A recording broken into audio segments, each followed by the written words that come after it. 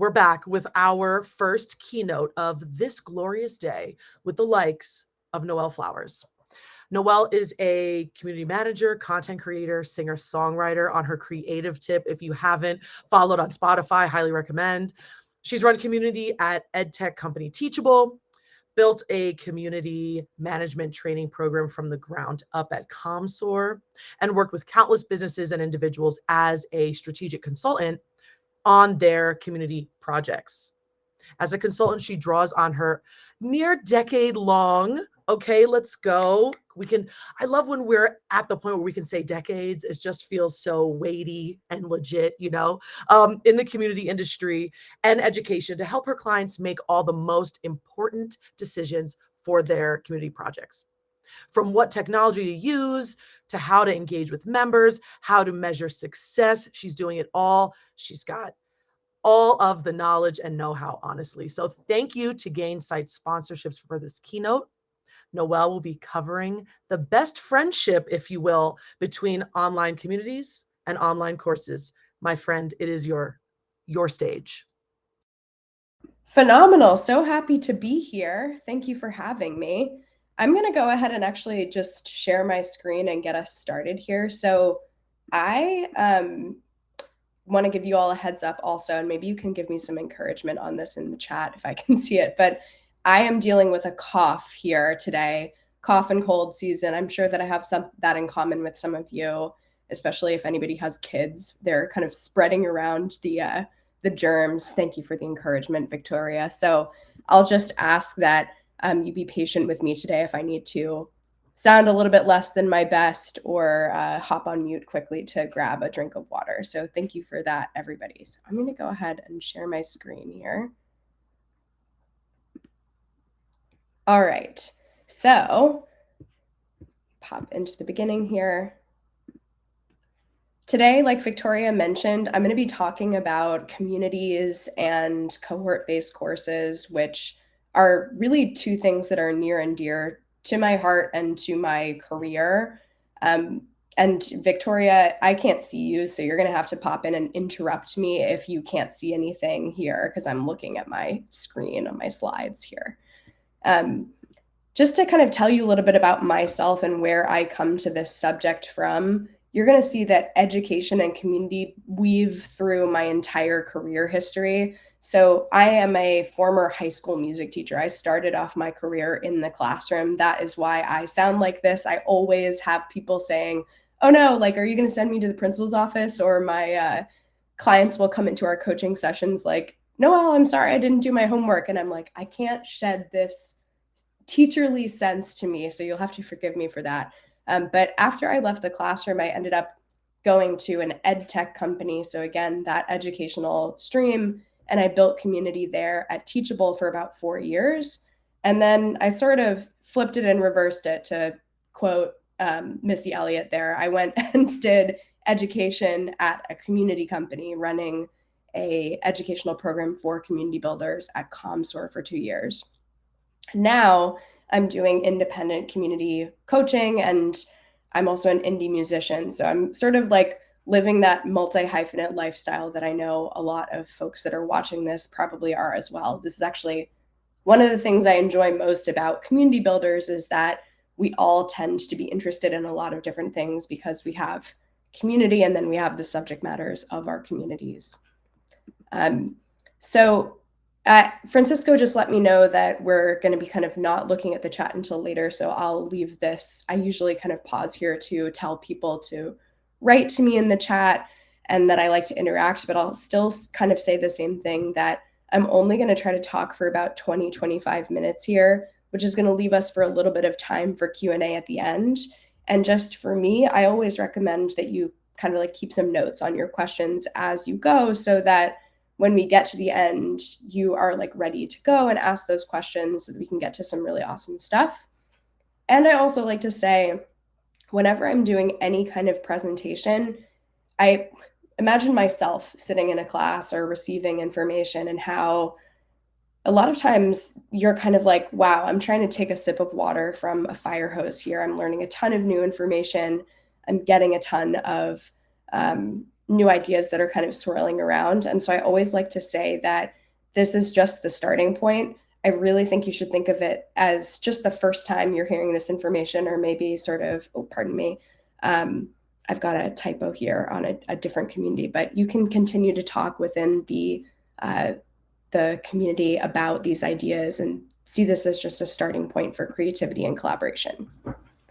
So today we're going to be covering CBCs and communities from 4 different perspectives. So I'm going to be looking at the kind of crossover between CBCs and community content. And don't worry, I'm gonna define these things in a second. So if you're like here, you're scratching your head, I'm gonna put you out of your misery very shortly. We're going to be talking about how CBCs can lead to deeper community engagement. We're going to be talking about how they help you create super users, and we're going to be talking about how they can help you introduce monetization streams. So as promised, I'm going to go ahead and define this for you. So when I say CBCs, I'm talking about cohort-based courses. And as someone who comes from education, I always find it kind of funny that we have this acronym and whole other way of talking about this particular type of course, because at the end of the day, CBCs are actually most similar to what we would think of as like traditional education. They're just a little bit different in the online course world. So in the world of online learning, a typical online course is something that's static or self-paced. Oftentimes it's almost like a book that has been packaged in sort of like a slightly interactive format online. And on the flip side, CBCs are, like I said, more similar to traditional education. So we're looking at groups of people that are going through learning together in sync, led by an instructor with those live elements. They're working together, as the name implies, in a cohort-based environment. And they give you an opportunity for deeper instruction and also premium pricing that I'm going to talk about a little bit more here. I'm going to kind of quickly shoot over to the chat. I actually can see everything here when I look at this together. So just shooting over here to make sure that I can see everything. Okay, so today my big lens, since I'm, like I mentioned, going to be giving you so much information today, I want to give you sort of a lens to view everything through, so that as you're going through, you can kind of like pull these things together into one big theme. And if you're taking away one keyword from today's session, I want that to be symbiosis. And I'm going to try to be kind of constantly ringing this bell and saying symbiosis, symbiosis, symbiosis, and pointing to the ways that everything that I'm talking about here has to do with this. We're looking at creating symbiosis between education and communities. We're looking at creating loops between them to make them as easy to manage as possible. We're doing what my best friend would call feeding 2 birds with 1 scone, right? So a lot of times when we think about bringing in a new aspect to our business, like we already have a community and we want to start a cohort-based course, or the other way around, you already have a cohort-based course or even a self-paced course and you want to start a community element, what might be popping into your mind is, okay, double the programs, double the work. But with well-designed programs that have both education and community, I'm actually kind of a big believer that you should not be seeing a doubling of work when you pair these 2 things together well. If anything, they should be feeding into each other in a way that actually makes the other easier to manage. So that's really our lens for looking at the relationship between these 2 today. So the first thing that I need to kind of tell you about me and my perspective to community building to make this all make sense is that as a community builder, I am always going to be the type of person who I don't expect my community members to come in and build all the interaction on their own. So, and I know that for most people that are in the chat and you're like coming here to this summit, you probably already believe this, but you would be surprised by how many community builders I actually work with who come to me and they're like, I want more engagement. But when I say, you know, have you asked any engagement questions or are you fanning the flames to engagement? They say, no, I'm just kind of like waiting for people to come in. So for me, I always come into a community setting with a content calendar. I'm looking to kind of package my community so that I'm constantly fanning the flames of interaction. I'm constantly modeling to my community members how I want them to be contributing. And I'm taking some of the pressure off from them. I'm trying to make it so that it's not actually all on them to bring the interaction to the space. That's part of the value that I'm bringing. And what you're seeing here is just a screenshot of a content calendar, like on a really simple format that I might do for a community. And what I like to kind of look at for community content is this idea that it is circular. So this is our idea of symbiosis coming in again, that we have multiple pieces that are working together to create something that's bigger than the sum of their parts. So when I talk about community content, the first aspect of this is that there's both the community content that you're putting into your community, which is sort of like what I just showed you on that last slide, like putting together a content calendar that's there to fan the flames. You're giving your members a reason to go there. You're showing them what we talk about here. You're giving them some content that helps them have a shared language to discuss the subject matter at hand. But then there's also an output from that. So when I talk about community content, I'm also talking about the things that come out of your community, which might be things like actually the conversations that your members have count as this. A lot of times the really juicy conversations about practice can turn into things like blog posts or case studies or whatever it may be that actually like elevate your brand in a really genuine way because it comes from your members. And to sort of be more clear about what some of those things can be, I've just kind of given you a way of looking at like what is the input from a purpose perspective and what's the output from a purpose perspective. But some examples of this might be like coming into the community, you're giving them exclusive content, you're giving them conversation starters, you're giving them thought leadership, you're giving them, oh, we're doing it right now, a summit or expert speakers that are coming in to give them something to talk about. And then what comes from that are things like case studies about the members, roundups of best practices from community, actually figuring out who your expert speakers might be that might come back in. And here you might see I've added a little arrow to this diagram to show that all of this content that comes from output then becomes input. So we're creating this sort of flywheel already just when we think about community content to begin with. So let's put some of these ideas about the grounding ideas about community content into the setting of online courses and CBCs. So one of the reasons why I like CBCs so much as a tool within community is that they help structure all of the things that I just talked about. So in a sense, actually, if you are doing a community content calendar well, you are almost already running a challenge or a cohort-based course because you're putting a lot of structure and information and content into your community to hopefully get some of those outputs out of them. So you can think of a CBC as like a way to actually onboard and model contributions in your community as you go. And just to give some examples of what this might look like, having logistical conversations about the CBC. So like our meeting is on Wednesday. I'm sure this is played out within the led by community about this summit, right? You're talking about in the community, we have a summit speaker coming up in X number of days. You may also be having follow-up conversations based off what happened live. And this, again, could apply to a summit. Like you could go from the conversation that we're having now and then start a conversation later in your Slack. You can also look at things like comprehension checks or extra exercises based off of what you're doing in class.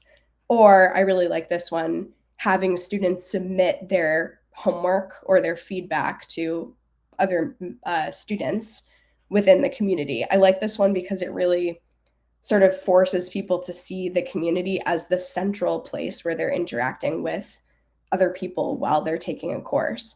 But all of this to say, when you have a CBC and you're meeting with people regularly, you have this opportunity to kind of create some structure around your community content calendar. So you're not starting totally from scratch there and just kind of like picking things at random. I think I talked about this on my newsletter yesterday, actually, that sometimes we can really suffer from writer's block when we're trying to do community engagement, and that when you have a CBC, you give yourself like a little bit of a head start on that.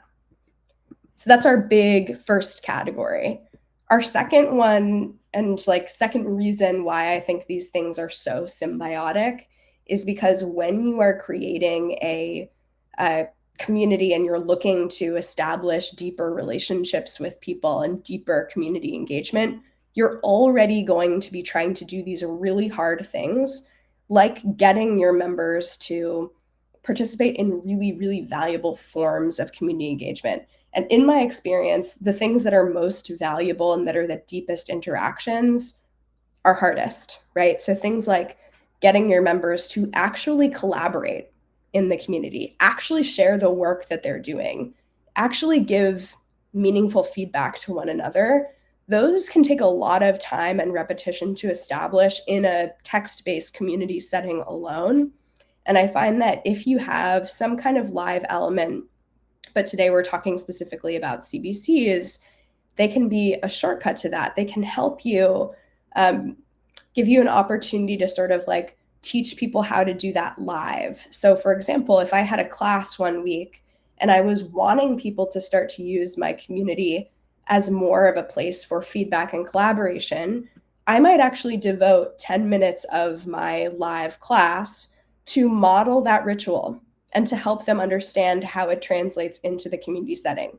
So just giving you this chance to really, while you have people right in front of you, while you have the chance to engage them, while you have the chance to trick them into listening to you by making a lot of silly jokes as you talk, then you can sort of start to ritualize the things that are harder to translate within the community setting. So that's our second big idea, kind of like in the end zone here. The third thing is using CBCs to create super users, which if you are a community builder, again, this is symbiotic because you are trying to create super users already. And if I were to create like an equation for super users, I'm really thinking the people that have the highest level of investment, I've like high level of investment from community member, right? So the people that have the highest, I'm like trying to parse my own thinking here. The people that have the highest level of investment in the community and giving them some kind of long, purposeful journey that you've created for them, those are your ingredients to create a super user. So you're like taking the person who already has that interest and you're holding their hand along the path to turn them into somebody who is habituated in your community, who knows how to participate there, who's actually helping other members, et cetera, et cetera. And what's cool about CBC is, and where we're getting this symbiosis, is that those ingredients are actually check, they're done already, right? So if you were doing this for your community anyway, CBC is just another format to do that. The people that are investing and taking time to take a course, there's that high level of investment. The course itself, where you're repeatedly seeing people on a cadenced period of time, that's that long and purposeful journey that's set out by the community builder. So bam, there's your super user. So when I create community curriculum, I always actually like to, or just curriculum in general. It's hard with all these C words. I've got like CBCs, community, curriculum, etc. But when I create any curriculum, in addition to like the column on my planning spreadsheet where I'm saying like, what's the homework for this week? I'm also always going to have a column that says, what's the community interaction that I'm trying to get them to do? And a lot of time what that's going to look like is an onboarding journey. So you're going to kind of see them ramping up throughout the course of the cohort-based course. From maybe the first week of the course, I've asked them to introduce themselves in the community. Maybe by the last week of the course, I'm asking them to do harder stuff, like give each other feedback and actually share their work. Okay, so we're on our final kind of big pillar of the connections between CBCs and communities, and that's really just this monetization angle.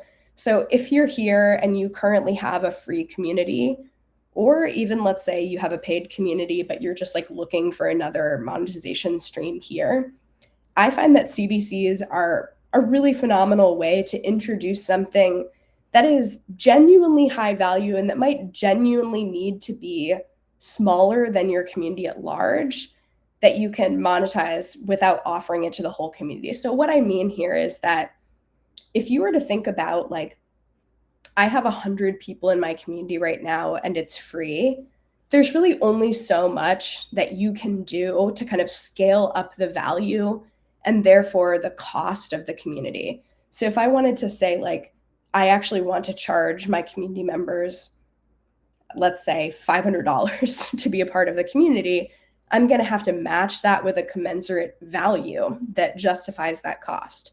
But maybe it's the case that I actually don't have the time to provide $500 worth of value to that number of people because it just requires a lot of effort. So CBCs are a nice way to kind of like layer a premium offering over a community that can kind of pull in the people that are most engaged without burning you out as the community builder on a whole. I also find that if you were doing this from the opposite direction, so say that you already have your online course or your cohort-based course, you've run it multiple times, and you're adding a community option, this is a great way to kind of package your community as an included option. And this is something that with my clients, when they're asking me about pricing, this is a tip that I'm often giving them is you want to kind of create enough value in your overall ecosystem where it feels like the community is included. So it doesn't feel like you're saying, you know, in order to talk to these other people, you have to pay X number of dollars a month. It feels like you're saying, you get access to this course, you get access to this summit once a year, you get access to thought leadership, office hours, et cetera, whatever those pieces of value are. And the community element is included in that. So that's another kind of way to think about backing into monetization or looking at pricing. And then lastly here, this is just a great option for an upsell. So if you have a community of practice, particularly where people are already talking really, really deeply about a particular subject matter, this is a nice option to give a paid offshoot to those that are most deeply invested in that subject matter. And wow, I made it through in my 25 minutes. Wow, a miracle of pacing here. So I want to say thank you to you all for watching me and to being patient with me with my little bit suboptimal voice here. Just to share a little bit more about me and where we can keep in touch. Basically, everything's on my website, which is just myname.com. So, and just calling out that a couple of the things that I showed here. So I talked about curriculum planning and content calendars. I have free templates for both of those things on my website. They're in my blog. If you need any help finding them, you can always shoot me an email. And I'm also launching an on-demand coaching program at the end of this month. So if you're interested in learning more about that, you can hop on my site and join the waitlist there.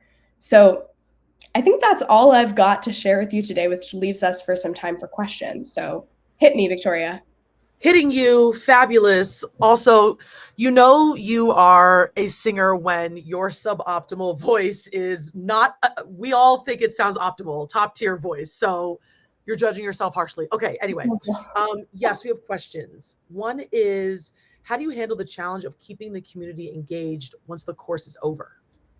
Yeah. So this is a great question. And the answer to this could be twofold. So one is that your kind of content calendar never totally ends. It might ramp down a little bit, but what I would say is like, you should never have the expectation that you're going to be like done engaging your community.